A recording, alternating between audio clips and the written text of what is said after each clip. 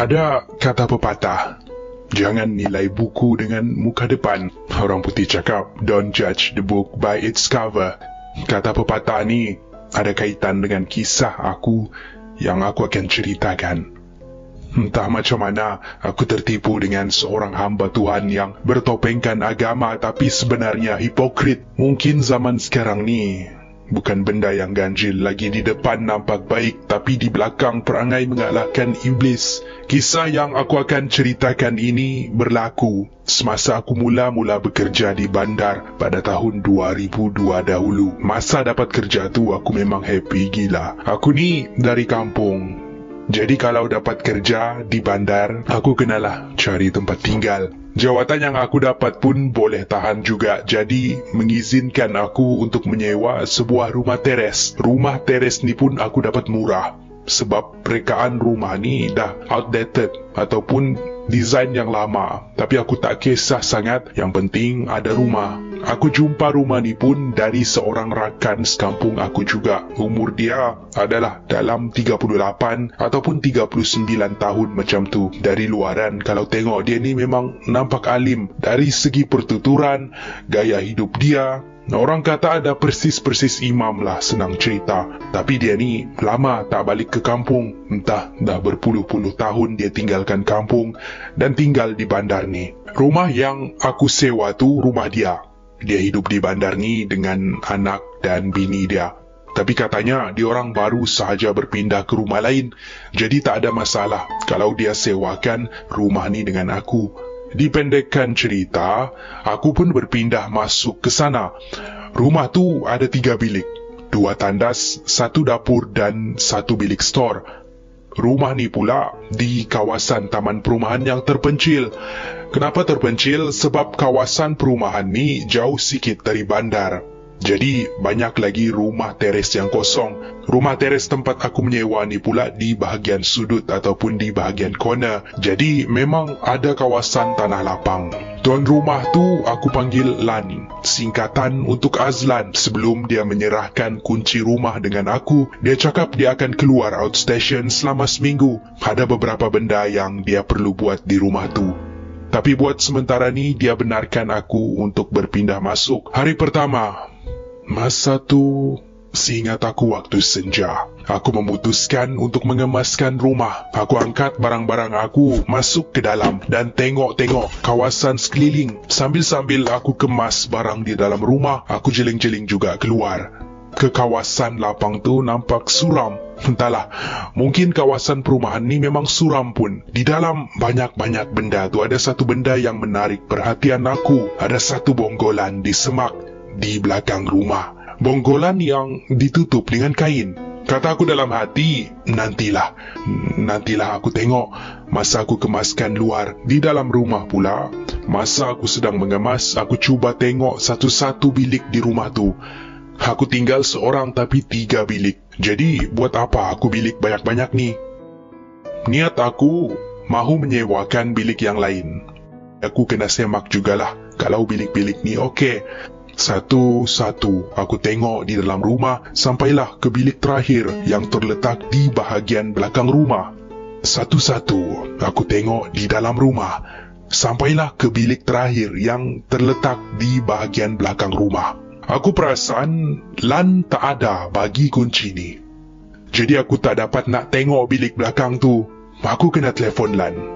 Tak apalah, esok pagi baru aku telefon dia. Dari senja berganti malam. Aku yang penat mengemas tadi masuk tidur.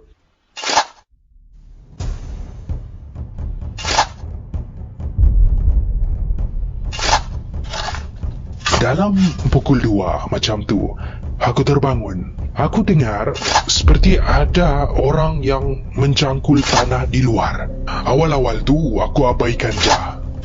Iyalah, dalam keadaan sedar tak sedar tu, aku cuba tidur semula. Tapi aku perasan yang bunyi orang mencangkul tu aku dengar dari belakang rumah bergerak. Perlahan-lahan ke hadapan rumah aku. Apa yang buat aku betul-betul sedar dari tidur? Bunyi itu bergerak betul-betul di depan tingkap bilik aku. Masa tu di luar tingkap aku tu masih lagi ruangan tanah Jadi aku masih lagi dengar bunyi orang mencangkul tanah. Aku dah buka mata tapi aku tak bergerak lagi sebab aku cuba dengar bunyi cangkulan tu. Apa yang membuatkan aku sedikit panik dari bunyi cangkulan di tanah. Bunyi itu bergerak, mencangkul semen konkrit di depan rumah aku di dekat garaj. Bunyi itu bergerak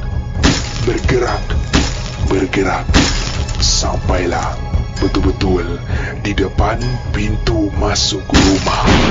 Aku masa tu dah bangun dan aku memang pasti benda tu memang ada. Aku tak tahu itu hantu kah atau orang kah, yang penting bunyi tu memang aku dengar. Aku berdiri dan azan sekuat-kuat hati aku.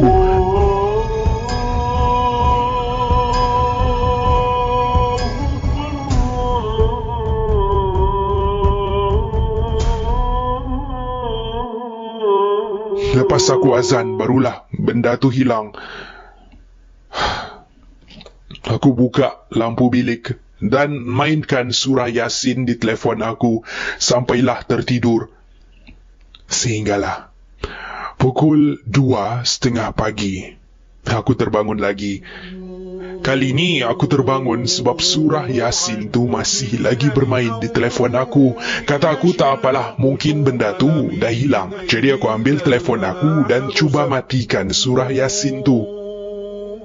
Yang ini lagi aku pelik.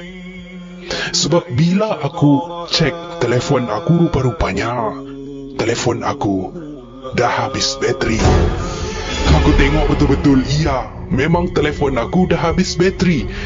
Tapi apa yang pelik, aku masih lagi dengar surah Yasin. Ada orang yang tengah baca surah Yasin dari dalam rumah ni. Mahu ataupun tidak, aku kena periksa sebab aku dengar dari dalam rumah ni. Aku buka pintu dan tengok ke ruang tamu. Tak ada orang. Makin aku cuba cari dari mana surah Yasin tu, semakin dekat aku dengan bilik terakhir di belakang tu. Aku dengar orang baca surah Yasin dari dalam bilik tu. Tapi apa yang pelik, bacaan surah Yasin yang diorang baca tu tak betul. Aku boleh kenal kalau orang baca surah Yasin, tapi ini bukan surah Yasin yang ada di dalam Al-Quran tu. Ini surah Yasin yang dibaca dengan terbalik.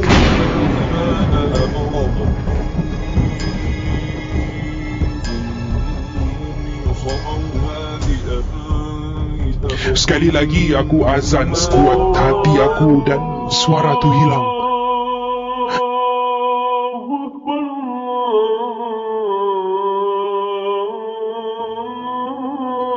Malam tu aku ambil wuduk dan sampai ke pagi aku baca surah Yasin. Mujurlah, lepas tu tak ada apa yang jadi. Keesokan paginya aku cuba telefon Azlan. Aku nak dia jelaskan apa sebenarnya yang ada di rumah ni. Kenapa tak sampai sehari aku berpindah masuk sini, banyak benda-benda pelik yang jadi. Jangan pula si Azlan ni sewakan rumah yang berhantu dengan aku.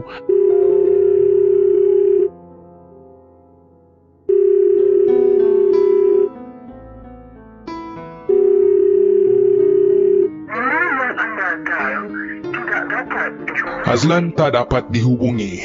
Aku masa tu dah panas gila. Yalah, dia sewakan rumah berhantu dengan aku. Kenapa? Jahanam betul, Azlan. Aku tekad untuk buka pintu di belakang tu. Aku ambil tukul dan pecahkan pintu. Bila pintu terbuka, bau busuk keluar dari bilik tu. Dan yang paling menyeramkan, ada tubuh seorang wanita yang tergantung di tengah-tengah bilik.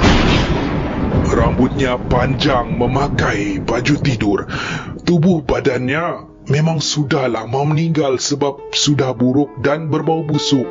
Aku bergegas keluar dari situ. Aku ambil kunci rumah dan meluru ke pintu depan.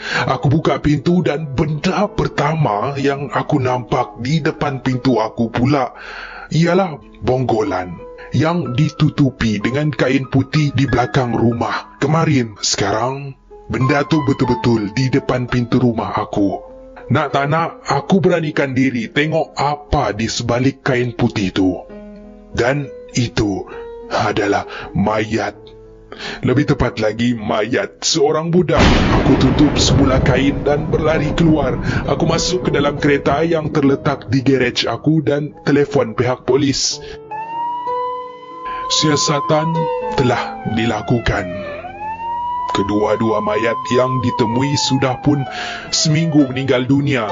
Itu yang pihak polis cakap. Apa yang paling mengejutkan aku, bila laporan polis mengatakan identiti kedua-dua mayat disahkan sebagai isteri dan anak Azlan. Beberapa hari selepas itu, Azlan telah ditangkap dan siasatan mendapati dia sendiri yang membunuh anak dan isterinya hanya disebabkan untuk bersama-sama dengan perempuan lain.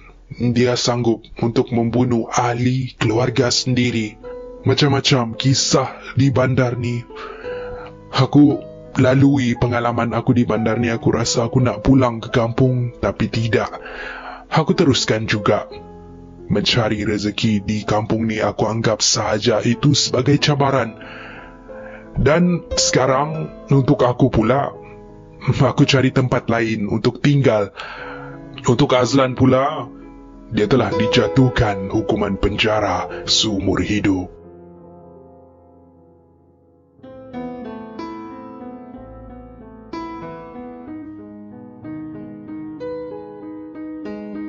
Terima kasih kerana menonton. Itu adalah kisah kita pada malam ini. Semoga kisah ini dapat menemankan malam anda. Tidak kisahlah kalau anda sedang bekerja ataupun anda sedang pulang dari kerja ataupun mahu masuk tidur. Semoga hari ini saya dapat menemankan anda dan berkongsi kisah seram kepada semua goers. Akan lebih banyak lagi episod seram dimuat naik di masa hadapan. Sejumpa anda di episod yang seterusnya.